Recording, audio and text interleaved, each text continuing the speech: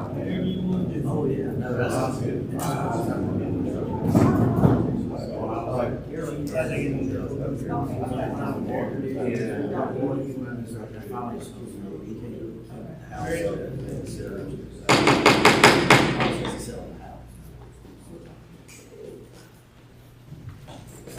morning, everyone. Welcome to a regular meeting Tuesday, May 20th, 2025. We'll officially start our regular meeting at 8:15. Call order. Rev, can you give an indication for us?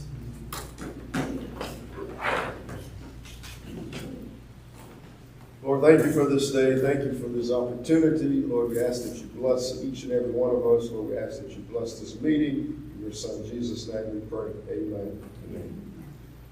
Pledge allegiance to the flag of the United States of America and to the republic for which it stands, one nation, under God, indivisible, with liberty and justice for all. Take a roll call. Dr. Lewis. Roll call. Dr. Lewis. Mr. Callis. Do not negate that. Okay, so all items today will be for discussion. Before we get started, we just wanted to take a few moments to honor Mr. Moeller this morning for his legacy that he had over GAEDA. For me, he brought me in, taught me ropes, had a lot of good times, a lot of good jokes. It was about Alexander. He loved GAEDA, loved his angel, loved the work that we did. And anybody else that wanted to share a moment about Mr. Moeller before we get started? I have to say, he was a great man, and he did the same with me. He taught me a lot of things. There were a lot of times that we just talked, and he would tell me of his experiences and things that he's done, how to react to certain things. And I appreciated his presence. I appreciate the time that I spent with him. He was a gem. He was a great gem. He was something to be, and it was an honor to have worked with him.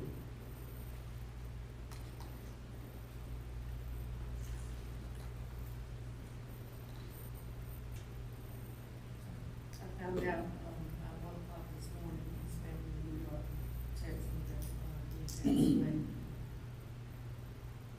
I would always tell him, and I would tell our board members that he was the best boss I ever had. He would say, I'll give you $20 an hour.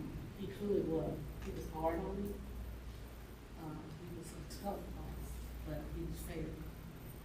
And I thank God for everything that he did in the city. I ask you to keep his family in prayer, especially his mom. And that's it.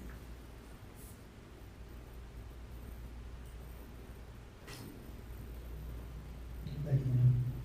All right, since we don't have a quorum, we'll discuss each item. First item is the May 2025 consent agenda, meeting minutes, and the financial statements. We'll turn to tab 2,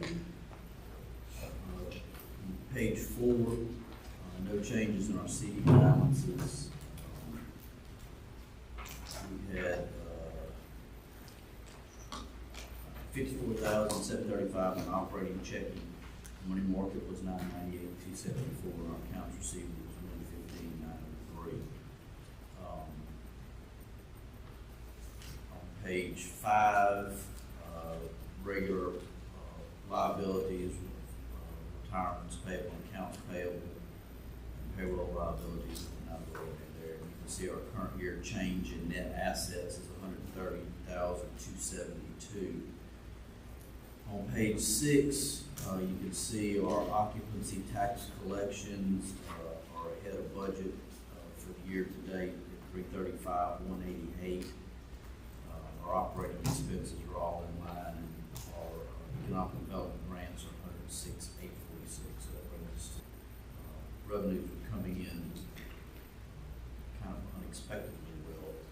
If you look on page 8, you can see that shows where we are year to date this year versus last year. We're almost 54,000 ahead in revenues where we were this time last year.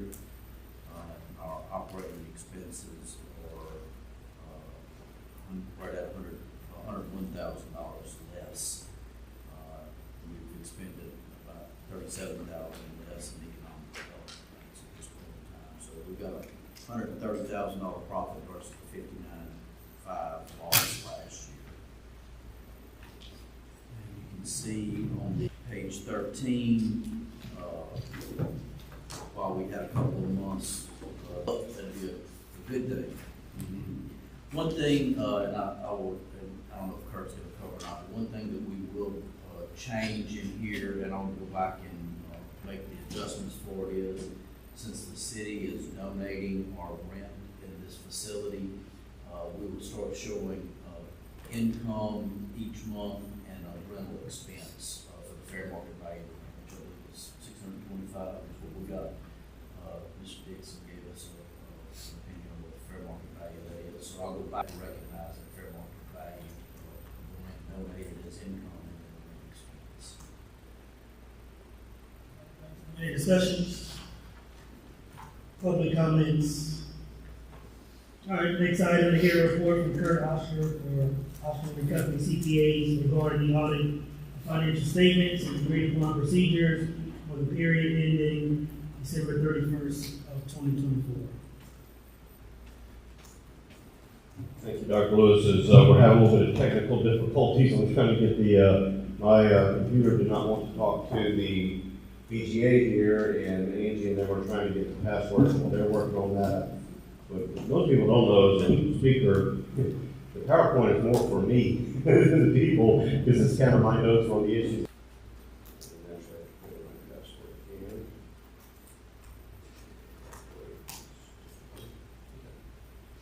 You should all have a copy of the audit report with you. It's in this brown binder here. And Dr. Lewis, I will give a copy of this PowerPoint presentation. I'll email it to Angie so everyone can have a copy of the highlights and the major points that we will be discussing.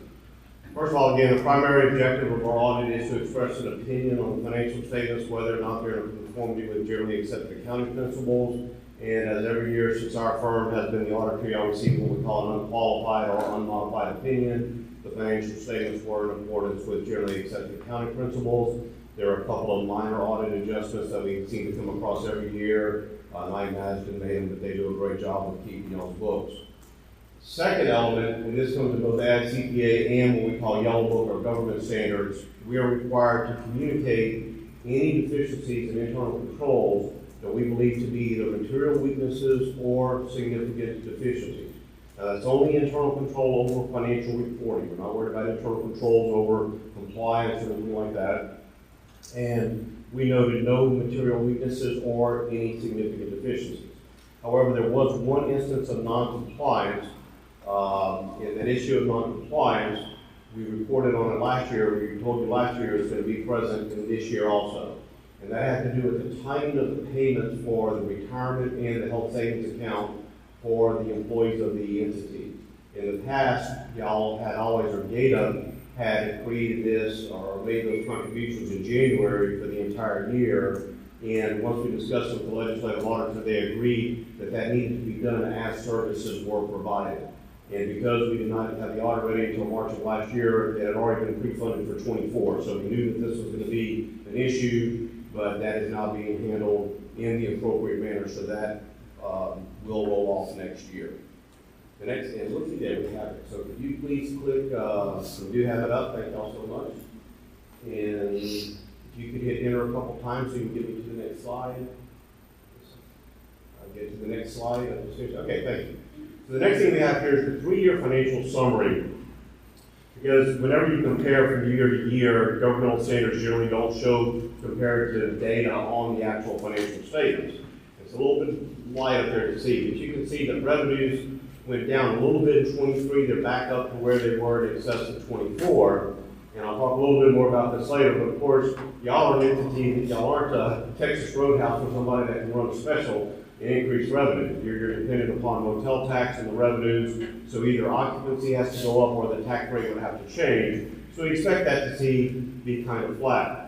Operating expenses have decreased. I think a large part of that was as a result of changes in personnel and the salary structure.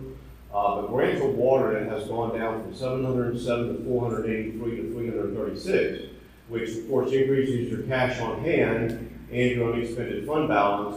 But ultimately, GAEDA, I know there's been discussion, as the auditor, I don't get into the operational side, but I know there's been discussion of what can we do to use this money to attract people. So there's a tremendous surplus there that is available, and I know that y'all are working to get the grants increased. Next slide, please. Now we're going to talk about audit findings, and these are the things that have to be reported under both AICPA and government audit standards. So next slide, please, and I've already precursed a couple of these. This is that compliance finding that I'm talking about. The area of our audit is the statewide agreed upon procedures. Now, every year I only perform the audit function on the financial statement. And many years ago, as various newspapers around the state would report fraud that was discovered in various agencies, people would call their legislator and say, well, why aren't the auditors finding this? Why is the legislative auditor not finding this? And the legislative auditor's response was, because that is not our primary objective. So the legislature looked at this thing called statewide agreed upon procedures, where they came up with a list of procedures that will be performed for every entity.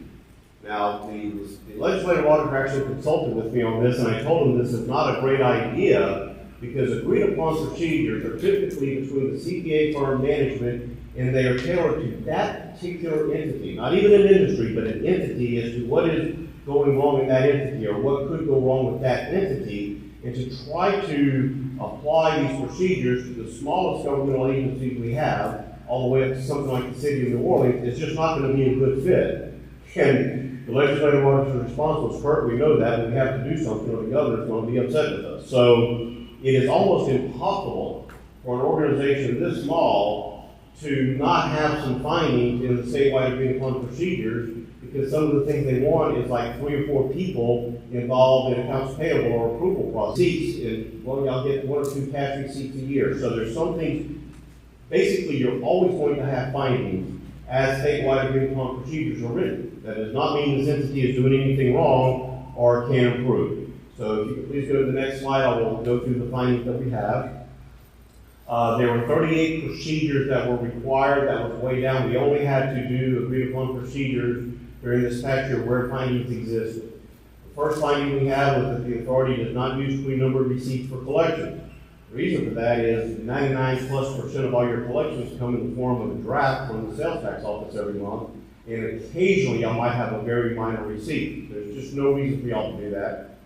The separation of duties between actually preparing the checks and mailing of accounts payable checks, you just don't have that practicality here. Y'all do have other controls in place as far as shipping time. We will be talking about those later on. And again, anyone that would receive some of these small checks that come in, that's the person that's going to deposit the check. So you're not going to segregate that particular duty. So those are the findings with the agreed upon procedures with the executive director. And the corrective action plan was, no, we're not going to hire another employee at a huge cost so we can have one person mail the check, which I would absolutely agree with that. So next slide, please. The next part of this is other communications. What we just covered are the required communications under both AICPA standards and Yellow Book standards from an auditor. Now under 260, an auditor is required to communicate any other items of audit significant that they became aware of to those charged with governance, which is the board of directors. There are several issues that came up, so if you go to the next slide, I'd like to address these one by one. And the first one is the executive director contract that was not in play for 2024, but the one that was signed in February of this year. And that contract calls for bonus payments. There's actually 3 separate bonus payments in that contract. One is a signing bonus of $1,000 that was payable 30 days after the hire date. There's a revenue incentive and a clean audit incentive. There are a couple of issues here I'd like to discuss with the board. The first one is to discuss with legal counsel as to whether or not those bonus payments are in accordance with Louisiana statute. Now, there used to be a very strict prohibition. If anything was termed a bonus, sorry, illegally, you cannot do it. But many of y'all have heard of payments that are referred to as bonus payments for teachers, for example. That is for excess tax revenue. So they're backing off of that a little bit and saying, okay, well, if it's for past services rendered, then it's allowable. I can tell you that the legislative auditor takes a very hard stand, so y'all might want to look at that contract. And again, I'm not an attorney, but I'm telling you, if I had come across this year, I would have reported this as a potential finding. And that's what we always say. We are not judge and jury and saying we believe a legal violations occurred. We say we believe one may have occurred. As far as a revenue incentive, even if it is determined that this bonus is permissible under law, I am not certain that that is the greatest incentive to have in this particular contract or any contract. In fact, from an auditor's perspective, we have to assume that there is fraud in revenue because we're talking public companies and all these other companies. ZZ Best was the poster child for this type of activity where management would inflate revenue in order to get their bonuses or stock options or whatever. Obviously, we don't have stock options here, but anything that provides an incentive to management to manipulate the books is typically not considered a best practice. The same thing on the clean audit. While I understand what I believe the board was trying to do, no one defined what is a clean audit. People might argue, well, because there were findings in AUPs, that was not a clean audit. I mean, what is a clean audit? So either if a bonus payment is permissible, and I do not think it would be, if it is, you need to either very clearly define what a clean audit is, but again, from the best practices, we have to have very clear communications with the executive director and members of management. Anything that would encourage them to not be forthcoming with us increases the risk in the audit. So our recommendation is that we believe it is best to give clear objectives to the executive director, and when there's an annual evaluation, determine whether or not those objectives have been met, and then that should be considered a compensation moving forward, not that. That would be our recommendation. Next, one other thing here, because we were not under the 25 audit, I did not look to see if the $1,000 signing bonus had been paid. If it has been paid, I would recommend again getting the opinion of legal counsel, and if it is determined that that was not in accordance with statute, to refund that payment. That way there would not be that particular issue next year's audit. It has not, none of the incentives. Have been- Okay, good. I did not think so, I just wanted to make that clear. Good. So, all right, next slide, please.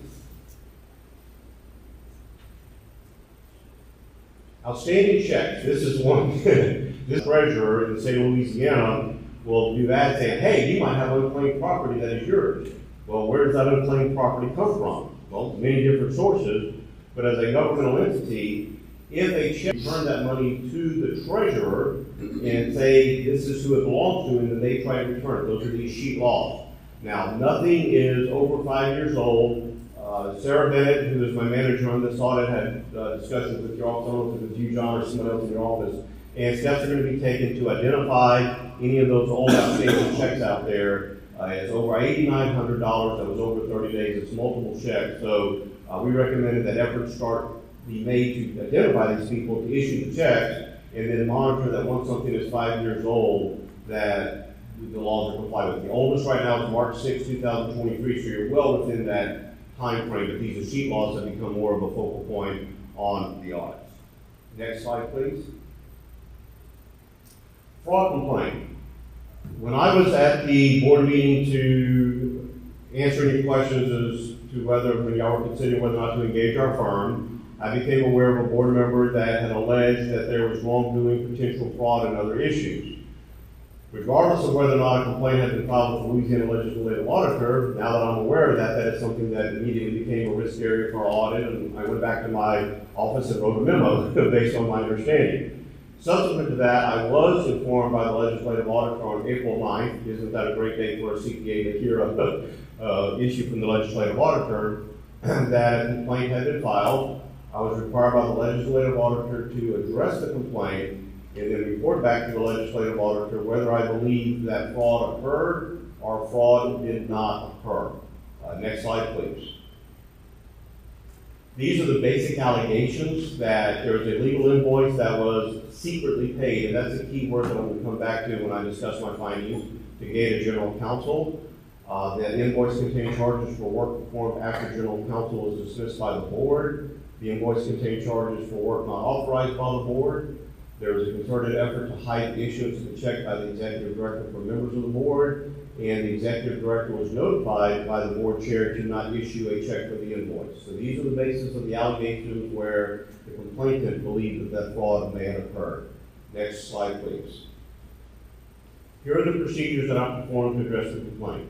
I read the entire complaint, which was, I believe, 79 pages with exhibits. I interviewed the person that filed the complaint. I interviewed the executive director. I interviewed the chair of the board at the time of the allegations, Mr. Greg Upton. I reviewed the minutes of an April 25th, 24 GAEDA board meeting. I reviewed the minutes of the May 23rd GAEDA board meeting. I inspected the invoice in question, and I inspected the check issued to pay the legal invoice in question. And I will tell you at this time, I did not interview general counsel, which I normally would in a case like this, because I think we all know that Ms. Sanders was the person that was alleged to have maybe been involved in this, so that's why I felt it was not appropriate to address this issue with general counsel. Next slide, please. Here are our findings.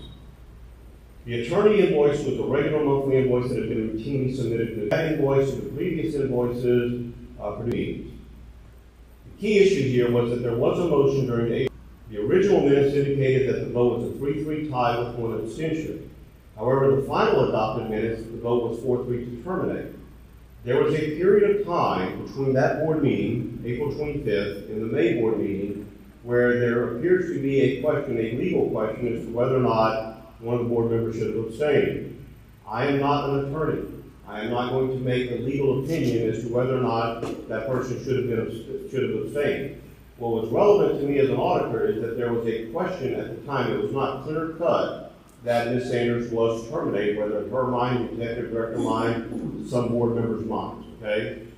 But based on the emails that were part of that submission, which again I would have requested anyway, there was that disagreement. I did not make an opinion. What I did determine was that sometime between the April 25th meeting and the May meeting, it was agreed on all parties that the vote was 4-3, and Ms. Sanders was terminated and new legal counsel was brought in. Next slide, please.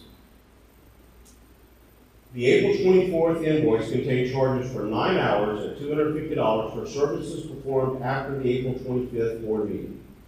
That would be the only charges, in my opinion, that would be in question. As far as whether or not legal work was approved by the board, I found no evidence that previous to this, the legal counsel had to get permission from the board every time legal counsel would perform something. It was a contract. If legal counsel believed work needed to be done, the executive director requested legal work, it was done. So in my opinion, any work up until that time was appropriate within the contract. I also found that when the bill was submitted, the executive director followed established procedures for signing the payments of any check in excess of $5,000. This is a very key element. This board, GAEDA, the organization, has established internal control policies over the years.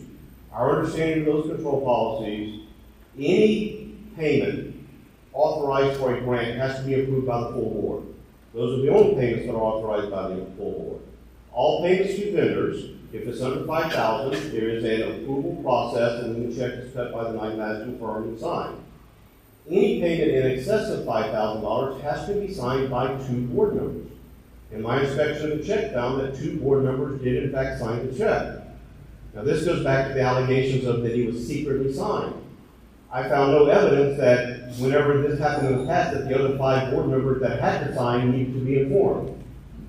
So that is where I don't believe anything was in secret. In other words, procedures that have always been followed were followed. It wasn't secretive when you look at the history of how the controls work. The next key part of the allegation was that the payment should not have been made because the board chair at the time, and I did see the written directive to the executive director to not pay the legal invoice. So this is where we get back to the policies. I found nothing in the policies that provided the authority to any one member of the board, much less the chair of the board, to override established policies. Just as we would not expect the chair of the board to come in and say, here's my invoice for travel somewhere, pay it, and don't use the normal procedures. Now again, I believe all people here, when I talk to the various parties, they believe they were doing the right thing. But that doesn't matter. What matters is what are the written policies. For an element of fraud to exist, generally we see an override of policies. We see an elimination of policies, and those are the ignorance of policies, or false invoices, or things like that. None of those things were present. I believe that the executive director, when I interviewed the executive director, believed that there was a legal fee that had to be paid. You have to pay your vendors, otherwise you do not get a good name. and she followed the procedures. So nowhere in that, now while I know that upset some board members at the time, I don't see where that would lead to fraud. Because understand, when we're talking about fraud, we're talking about a criminal offense here. Was there misunderstanding at the timing? Yes. But did not, in my opinion, rise to the level of fraud. Next slide, please. I kind of got ahead of myself here. There's that very high threshold. Now, at some point, there was a belief that April 25th, and then there became an agreement that is either April 24th or 25th, I have to look at the notes, that Ms. Sanders was terminated. So those 9 hours that were billed post that day, that if you would want to have that discussion and discuss it, negotiate it,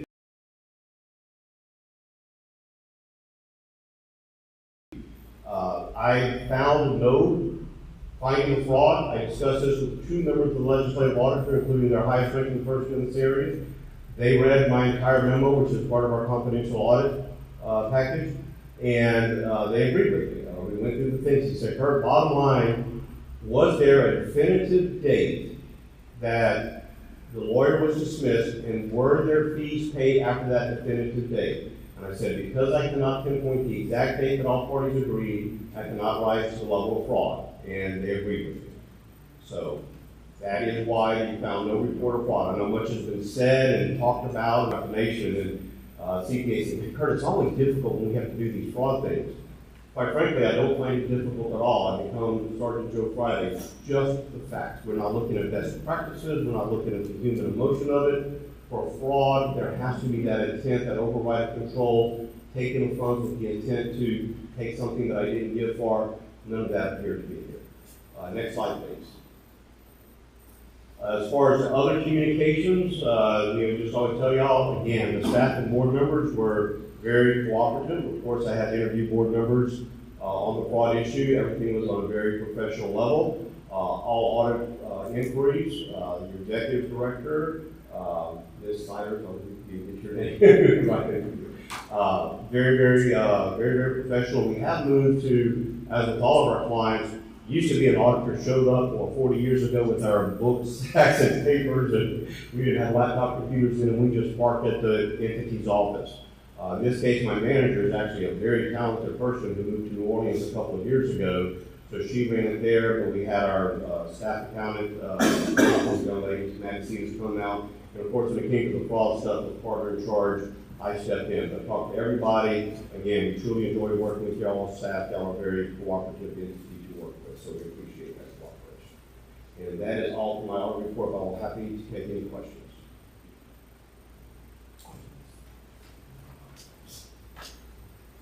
I do have one question regarding my legal invoice, and I know that I wasn't involved in the investigation, and I know that's a part of it, and I thank you for keeping me out of it so that it can be an independent investigation. But we've talked about this a lot, but I want to make sure that everybody here is clear that no chair or any person can direct anyone, the accountant, to not pay a bill, correct?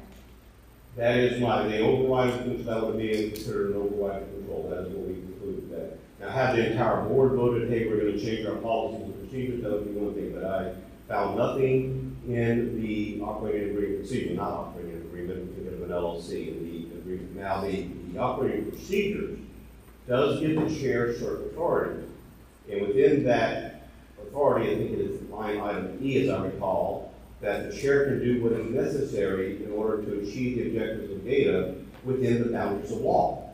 So I found nothing from the legal side, and I talked to a couple of people about it, where the chair could legally override established internal controls. But again, I'm not going just to not make a legal opinion as to whether or not or what day the termination was effective. I'm not going to make a legal opinion as to whether or not the law would allow such an override. But as far as specific things, absolutely not. That is the reason why we believe that there was no override.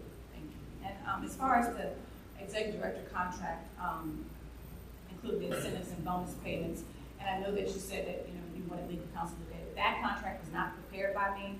I did not originate or create the terms at all. I want to make sure that's clear. Oh yeah, I'm aware of that. And so I simply I did take the information and formatted it into a correct form, but the information that was put in the contract was not created or originated by me, and I want to make sure that was clear.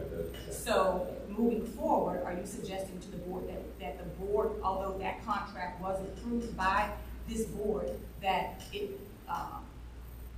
they create and draft another contract since those items do exist in the contract? My recommendation is that first of all, you review to see if, now there seems to be a little bit, and I mean very little bit of wiggle room as to whether or not a bonus is permissible. I recommend that you determine whether or not if they violate law. If they do violate law, then I recommend that the contract be amended. If they do not violate law, I still recommend that the board consider whether or not bonus arrangements are the best way to compensate the executive director of this organization. Thank you very much. So just for the record, there was no fraud recognized with the audit. As the CPA, I did not recognize the fraud. I know this complaint has gone to the district attorney and other people, and we will, if they decide something, but from an auditor's perspective, what we look for fraud, I did not find the legislative auditor agreed with that assessment, and they have approved the issuance of this report. I talked to them yesterday, let them know what I was going to be discussing, and they allowed me to discuss that, yes, and to say that they. And I like how you put it, it was a disagreement between the vote, which it was, and obviously, that was the biggest thing. And again, it's well-intentioned people. It's just the tremendous differences in the direction of the board and legal counsel. That happens. Folks, if you don't believe me, just look at what's going on in Washington, D.C. every day, or even right now in our state capitol. But to bring that disagreement to the level of fraud, because an email directive, which I do not believe is within policy, that's where I couldn't go. It's not fraud. Now, there are those 3 days, those 9 hours, I believe, that y'all might want to look at and say, I would also like to say this. If there is a winding down process, I don't know exactly what was done. You never see a legal invoice with that detail. I would also assume that there's time spent that was saying, okay, am I terminated? What do I have to do with an attorney? If that would be something that would normally be 9 hours, say, oh, we're going to take an attorney and say that was a fraudulent act. That is not something that I would believe. Thank you. Any other discussion? And you want to say, Dr. Again, I'm not the final say so. I'm not a judge, jury, DA, or anything, but from an auditor perspective, we do not believe that there was fraud. Reportable under either AICD or Yellow Book standards or our legislative auditor guidelines.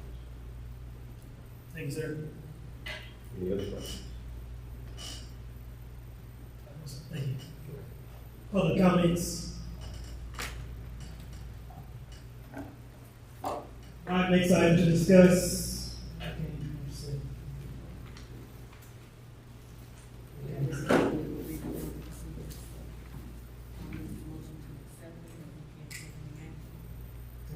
We'll do the next item.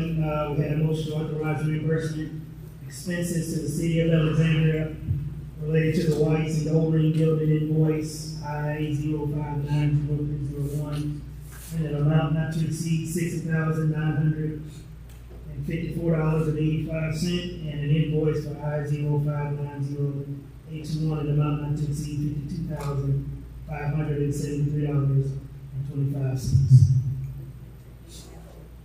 Do discussion. Discussion, board members.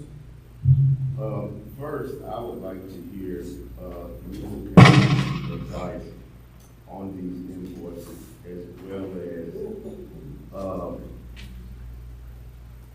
her advice as far as the agreement, the IGA. Mr. McGee, certainly I will do as you ask. However, is there anything different that you'd like to hear that I hadn't already? Because I did like an hour presentation on this at the last board meeting. And so is there something additional or any specific questions that you have? Because what I said at the last meeting is exactly my stance today. Just for the public that we have here, because they're new today, what would be your legal advice as far as this matter? Just in a gist. In a gist, the public, just what I said the last time, I'm not gonna go into long depth about, the long presentation that we did before. Because I think we beat this thing so we can't read it anymore. The public purpose was not clearly defined. There was no specific articles. I even put it all in the letter. Everything that I said at the last meeting, I also included in a correspondence to the executive director, which she forwarded to the board. Generic language in the contract that says stuff like joint planning efforts. That's insufficient under Louisiana constitutional standards. I do also believe strongly that it risks the gratuitous donation. Funds would be dispersed without any binding obligations on part of the city. And so there was never any indication of a clear value to GAEDA or the public. There's no clawback provisions in the event of non-performance. I mean, it goes on and on and on. The agreement is just not a good agreement. I asked Mayor Roy the last time who authored the agreement, and he said he didn't know. He said he had no idea who wrote the agreement. There was insufficient oversight and control. The legal structural flaws in the agreement, there was no indemnification of clauses. The draft lacks standard terms of enforceability, including all kinds of things. I mean, I don't want to get into all the So it's your specifics professional opinion that the agreement is not a good agreement? Should the agreement, as one option, to terminate the agreement or to maybe go forward to the city council and ask them to discuss maybe rescinding the agreement? Well, they submitted an addendum, right? And the proposed addendum still didn't cure the legal defects. I've talked about that. They're still not a clearly defined public person. I mean, let's be honest. They're asking for $1.25 billion from the city. from GAEDA. The city will match it with no clearly defined purpose. That in and of itself is problematic. There's no specific performance requirements. Just gratuitous donations. I mean, you name it. We still have had no confirmation of who actually drafted the agreement.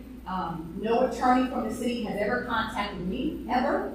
No legal representative has reached out to me, ever, to address the constitutional and fiduciary deficiencies that have been raised in the writings that I provided to our executive director. I know that Dr. Lewis has been integral in trying to get this working, but again, no one has reached out to me at all. I see they show up today and they make presentations, but if we're saying to you that the last legal counsel that they had for those few months after my dismissal, I have no idea how this contract passed by her like this. I truly do not. If the mayor he said he didn't know who offered it, but he publicly vouched for it, he talked for an hour and a half about it, then, we have to ask the city, right, who has not responded to our concerns about it. My understanding, they said they weren't interested in negotiating. No one's told me that because no one has reached out to me. I do believe that GAEDA cannot, not should not, they cannot by law proceed with any agreement involving public funds when all these issues exist. As board members, as Mr. Patel has said over and over again, has a fiduciary duty, right? He uses that term over and over again to ensure that any agreement is lawful, that it is properly vetted, and clearly serves as a defined public purpose. At this time, that standard hasn't been met, right? And so we spent hours talking about this. We spent multiple board meetings and engaged in countless communications with ourselves, right, regarding this cooperative endeavor, and it remains deficient, Mr. McGee. It's time for us to move on. Our energy and our attention should be focused on the work of GAEDA and GAEDA's core mission, which is in supporting legitimate economic development projects that benefit the city. I think that we've talked about this. I've given presentations. I've written about it. I work for you. So if you want me to talk about it every meeting, I will, but my position is going to remain the same unless something changes. Thank you. I believe Mr.